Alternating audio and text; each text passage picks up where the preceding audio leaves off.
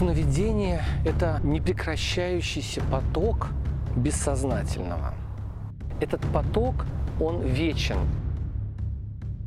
Просто когда мы засыпаем, мы начинаем видеть этот поток. Но даже сейчас, когда я с вами разговариваю, в это время в моей психике движется поток. Поток психического, поток бессознательного.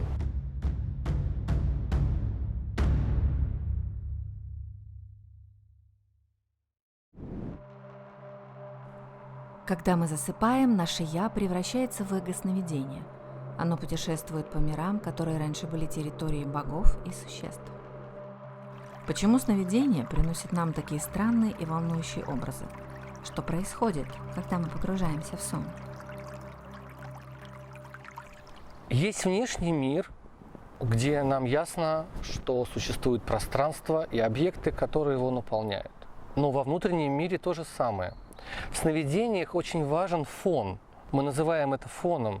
Речь идет о пространстве. И если вы будете внимательно слушать и видеть то, что вам бессознательное говорит, вы увидите, что в снах вы попадаете в совершенно разные пространства, которые наполняются объектами. Мы также можем называть это фоном, бэкграундом или сценой сновидения. Мне нравится слово «сцена». История развития человечества и мифология помогают нам приоткрыть тайны сновидений. Изначально человек был слит с миром, он жил в единстве с природой и психологически был погружен в бессознательное. Внутреннее и внешнее было единым целым. Но однажды человек осознал свое «я» как отдельное от природы. Началось утро человечества. Как только эго человека отделилось, пришли радость и сила. И с этого момента началось развитие цивилизации, культуры и религии. Но одновременно появился и страх. И древний человек испытал то, что переживает любой ребенок в раннем детстве. Какой я маленький и беспомощный, и какой огромный и часто страшный мир вокруг. Чтобы преодолеть этот страх, древний человек начал долгий путь покорения природы. Точно так же человеческое дитя стремится покорить мир вокруг себя.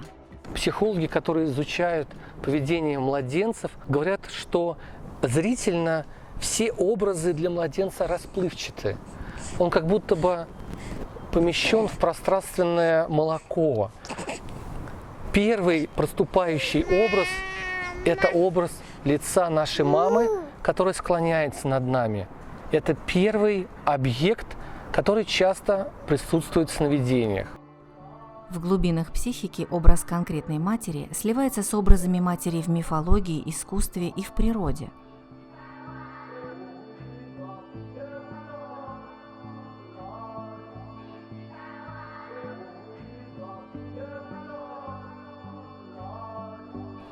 Какой бы сон мы ни видели, какой бы сценарий там ни разыгрывался, мы всегда можем задать вопрос, где в сновидении присутствует мать.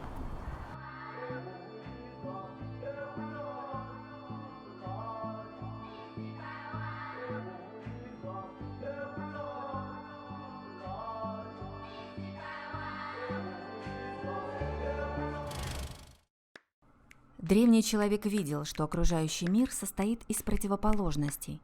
Они впитывались его психикой, и столкновение этих ярких контрастов создавало символы или образы.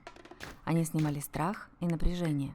Так произошло рождение богов и существ и связанных с ними символов. Получается, что в причудливых образах сновидений перемешаны воспоминания всего человечества и личные детские переживания каждого из нас.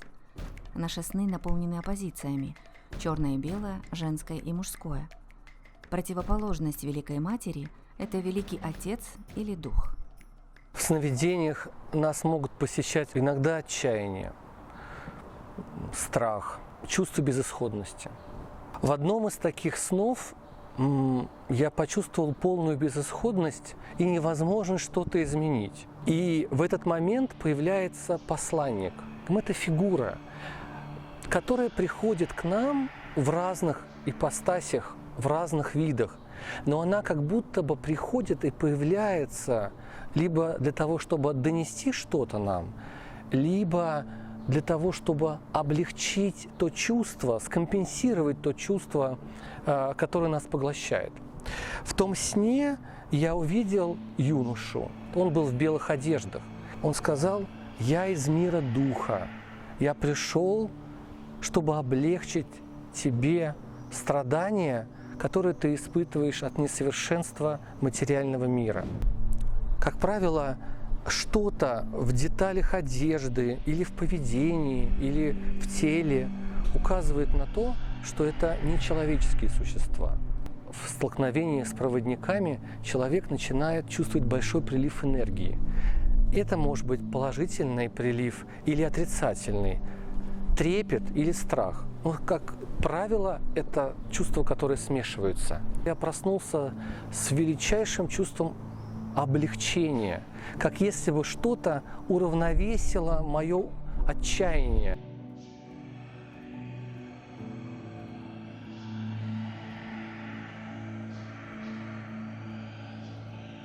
Эти фигуры появляются в тот момент, когда нам нужно вступить в контакт с чем-то, с чем, что мы не хотим или боимся.